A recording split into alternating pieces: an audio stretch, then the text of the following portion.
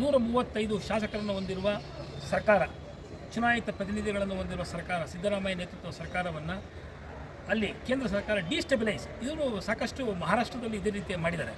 Destabilise ಮಾಡಿ ಯಾವುದಾದ್ರೂ ಮಾಡಿ ಕುತಂತ್ರದಿಂದ ಸರ್ಕಾರವನ್ನು ತೆಗಿಬೇಕು ಅಂತ ಹೊರಟಿದ್ದಾರೆ. ಮೂಡಾದಲ್ಲಿ ಸಿದ್ದರಾಮಯ್ಯನವರ ನೇರ ಪಾತ್ರ ಎಲ್ಲೂ ಕಂಡು ಬರೋದಿಲ್ಲ. ಮತ್ತು ವಾಲ್ಮೀಕಿ ಹಗರಣ ಅಂತಾರೆ. ವಾಲ್ಮೀಕಿ ಹಗರಣದಲ್ಲಿ ಈಗಾಗಲೇ ನಾಗೇಂದ್ರ ಅವರು ಒಳಗಿದ್ದಾರೆ, ಜೈಲು ಸೇರಿದ್ದಾರೆ.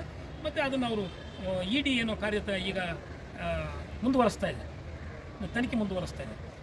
ಸಿದ್ದರಾಮಯ್ಯನವರ ಪಾತ್ರ ಎಲ್ಲಿದೆ? ಅವ್ರ ಉದ್ದೇಶ ಏನಪ್ಪ ಅಂದರೆ, ಸಿದ್ದರಾಮಯ್ಯನವರು ಒಂದು ಹಿಂದುಳಿದ ವರ್ಗದ ನಾಯಕರು, ಪ್ರತಿಷ್ಠಿತ ನಾಯಕರು. ಅವ್ರು ಹೇಗಾದರೂ ಮಾಡಿ 2ನೇ ಟರ್ಮಲ್ಲಿ ಮುಂದುವರೆದು ಬಿಡ್ತಾರೆ ಅಂತೇಳಿ ಒಂದು ಹೊಟ್ಟೆ ಕಿಚ್ಚಿನ ಒಂದು ಭಾಗದ ಅಂಶವಾಗಿ ಸಿದ್ದರಾಮಯ್ಯನವರು ತೆಗೆಯೋದಕ್ಕೆ ಡಿಸ್ಟೆಬಿಲೈಸ್ ಮಾಡೋದೇ ಅವರ ಕುತಂತ್ರದ ನಡೆ ಅಂತ ನನ್ನ ಮೇಲ್ನೋಟಕ್ಕೆಲ್ಲ ಇದು ಜಗಜ್ಜಾಹಿರವಾಗಿದೆ, ಎಲ್ಲ ಕಡೆಯೂ ಬರ್ತಾಯಿದೆ.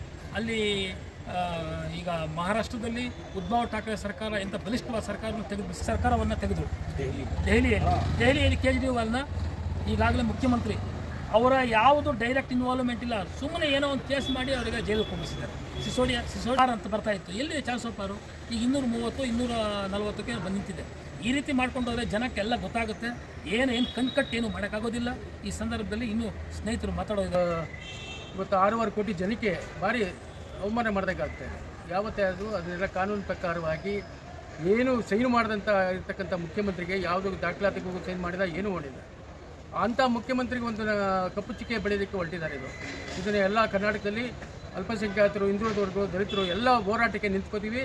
ಏನೇ ಸರ್ಕಾರಕ್ಕೆ ಅಭದ್ರಗೊಳಿಸಿದ್ರೆ ನಾವು ಯಾವತ್ತೂ ಈ ಸಿದ್ದರಾಮಯ್ಯನ ಪರವಾಗಿ ನಿಂತ್ಕೊಂಡು ಹೋರಾಟ ಮಾಡ್ತೀವಿ ಅನ್ನತಕ್ಕಂಥದ್ದು ಮಾತ್ರ ಹೇಳ್ತಾ ಇದ್ದೀನಿ. ಇವತ್ತು ಸಮಾಜದಲ್ಲಿ ಈ ಎಲ್ಲ ಕಡೆ ಕುಸಿತು, ಏನೋ ಮಳೆ ಬಂದು ಎಲ್ಲ ಭಾರಿ ತೊಂದರೆ ಆಗಿದೆ. ವಿರೋಧ ಪಕ್ಷ ನಾಯಕರು ಪಾದಯಾತ್ರೆ ಮಾಡ್ತಾಯಿದ್ದಾರೆ. ಇವರು ಪಾದಯಾತ್ರೆ ಮಾಡೋಕ್ಕಿಂತ ಮುಂಚೆ ಅದರಲ್ಲಿ ಹೋಗಿ ವೀಕ್ಷಣೆ ಮಾಡಿ ಫಸ್ಟು ಸರ್ಕಾರಕ್ಕೆ ಏನು ಬರಬೇಕಾಗಿರೋದೋ ಅದನ್ನು ಅವ್ರು ಗಮನ ಸೆಳೆದಿದೆ. ಅದು ಬಿಟ್ಬಿಟ್ಟು ಬರೀ ಅವ್ರು ಎಷ್ಟು ದುಡ್ಡು ಮಾಡಿದ್ರು ಇವರು ಎಷ್ಟು ದುಡ್ಡು ಮಾಡಿದ್ರು ಏನ್ರಿ ಇದು? ಸಮಾಜಘಾತಕರಿಗೆ ಕೆಲಸ ಮಾಡ್ತಾ ಇದ್ದಾರೆ. ಸಮಾಜದಲ್ಲಿ ಒಂದು ಒಳ್ಳೆಯ ವಿಷಯ ಏನಂದರೆ, ನಮ್ಮ ಬಡವರಿಗೆ ಏನು ತೊಂದರೆ ಆಗಿದೆ ಅದು ನೋಡ್ತಾ ಇಲ್ಲ. 106 ಜನ ಸಾಕ್ತಿದ್ದಾರೆ, ಮನೆಗಳು ಬಿದ್ದಿದ್ದಾವೆ, ಅದನ್ನು ನೋಡ್ತಾ ಇಲ್ಲ. ಈಗ ಆಪೋಸಿಷನ್ ಲೀಡರ್ ಮೆರವಣಿಗೆ ಹೋಗ್ತಾ ಇದ್ದಾರೆ. ಇದೇನಿದೆ ಈ ಟೈಮಲ್ಲಿ ಮಾಡೋವಂಥ ವಿಚಾರನ ಅವ್ರು ಯಾವುದಕ್ಕೂ ಸೈನು ಮಾಡಿಲ್ಲ ಮುಖ್ಯಮಂತ್ರಿಗಳಿಗೆ. ಸುಮ್ಮನೆ ಮುಖ್ಯಮಂತ್ರಿಗಳಿಗೆ ನನಗೂ ಯಾವ ರಾಷ್ಟ್ರೀಯ ಪಕ್ಷಕ್ಕೂ ಸಂಬಂಧ ಇಲ್ಲ, ನಾನು ಯಾವ ಜಾತಿ ಧರ್ಮದ ನಂಬಲ್ಲ. ನನ್ನ ಪ್ರಕಾರ ಇವತ್ತಿರ್ತಕ್ಕಂಥ ಭಾರತ ದೇಶದ ಎಲ್ಲ ಮುಖ್ಯಮಂತ್ರಿ ಹೋಲಿಸಿದ್ರೆ ಅತ್ಯುತ್ತಮವಾಗಿ ಕೆಲಸ ಮಾಡ್ತಕ್ಕಂಥ ಮುಖ್ಯಮಂತ್ರಿ ಅಂದರೆ ಅದು ಸಿದ್ದರಾಮಯ್ಯ. ಒಂದು ಆರ್ಥಿಕ ಸಬಲತೆ ಅವರು ಜನತಾ ಪರಿವಾರದಲ್ಲಿ ವಿತರಿಸುತ್ತಿರಾಗಿದೆ ಅಂತ ಇವತ್ತರೆಗೂ ಕರ್ನಾಟಕ ಇವತ್ತು ಆರ್ಥಿಕವಾಗಿ ಸದೃಢವಾಗಿದೆ ಅಂದರೆ ಅದು ಸಿದ್ದರಾಮಯ್ಯನವರ ಒಂದು ಆರ್ಥಿಕ ನೀತಿನೇ ಕಾರಣ. ಒಂದು ಉದಾಹರಣೆ ಕೊಡ್ಬೋದು, ನಿರ್ಮಲಾ ಸೀತಾರಾಮನ್ ಅವರು ಬಜೆಟ್ ಮಾಡಬೇಕಾದ್ರೆ ಸಿದ್ದರಾಮಯ್ಯ ಅಂತ ಸೆಲೆಕ್ಷನ್ ಕೇಳ್ತಾರೆ. ಇಂತಹ ಸಿದ್ದರಾಮಯ್ಯ, ಸಬಲರಾದ ಸಿದ್ದರಾಮಯ್ಯ, ಅತಿ ವಿದ್ಯಾವಂತ ಸಿದ್ದರಾಮಯ್ಯ, ಅತಿ ಆತ್ಮವಿಶ್ವಾಸ ಸಿದ್ದರಾಮಯ್ಯ, ಕರ್ನಾಟಕವನ್ನು ಬಂಗಾರಪ್ಪ ನಂತರ ಕನ್ನಡಿಗರ ಪರವಾಗಿ ನಡೆಸಬರ್ತಕ್ಕಂಥ ಸಿದ್ದರಾಮಯ್ಯನ ದುರ್ಬಲಗೊಳಿಸ್ತಿರ್ತಕ್ಕಂಥ ನೋಡಿದ್ರೆ ಯಾಕೋ JDSನವರು ಸಹ ಪ್ರಾದೇಶಿಕತೆ ಬಿಟ್ಬಿಟ್ಟು ಹಿಂದಿ ವಾಲಗಳ ಚೇಲಾಗಳಾಗ್ತಿದ್ದಾರೆ ಅಂತ ನನಗೆ ಏನೋ ಒಂದು ಡೌಟ್ ಬರ್ತದೆ, ಸಂಶಯ ಬರ್ತಾ ಇದೆ. ಯಾಕೆಂದರೆ ಸರ್ಕಾರ 135 ಜನ ಇರೋದು MLAಗಳು ಒಬ್ಬರು ಇಬ್ಬರಲ್ಲ, ಗೆಲ್ಸಿರೋದು ಯಾರು 7 ಕೋಟಿ ಕನ್ನಡಿಗರು ಗೆಲ್ಸಿರ್ತಕ್ಕಂಥ ಸರ್ಕಾರನ ಇಳಿಸೋದಕ್ಕೆ ನೀವು ಯಾರೇ ನೀವು ರೀ ಸ್ವಾಮಿ? ನಿಮ್ಮ ಪಕ್ಷದಲ್ಲಿ ಇರ್ತಕ್ಕಂಥ ಉಳ್ಕೊಂಡು ತೆಗೆದಾಕೊಳ್ಳಿ. ನೀವು ಮಾಡಿರಲ್ಲ ಡಿನೋಟಿಫಿಕೇಷನ್ಗಳು, ಅದ್ರ ಬಗ್ಗೆ ಹಿಂದೆ ಮುಂದೆ ನೋಡಿ ಸರ್. ಫಸ್ಟು ನಿಮ್ಮ ಮನೆಗಳು ಇದೆಲ್ಲ ಹಗರಣಗಳು, ಲೈಂಗಿಕ ಹಗರಣಗಳು, ಅದ್ರ ಬಗ್ಗೆ ಮೊದಲು ಹಿಂದೆ ಮುಂದೆ ಯೋಚನೆ ಮಾಡಿ ಸರ್. ಅದು ಬಿಟ್ಬಿಟ್ಟು ಸಬಲವಾಗಿ ಇರ್ತಕ್ಕಂಥ ಸರ್ಕಾರನ ದುರ್ಬಲಗೊಳಿಸಿಕೊಡ್ತಾ ಇದ್ದೀರಾ.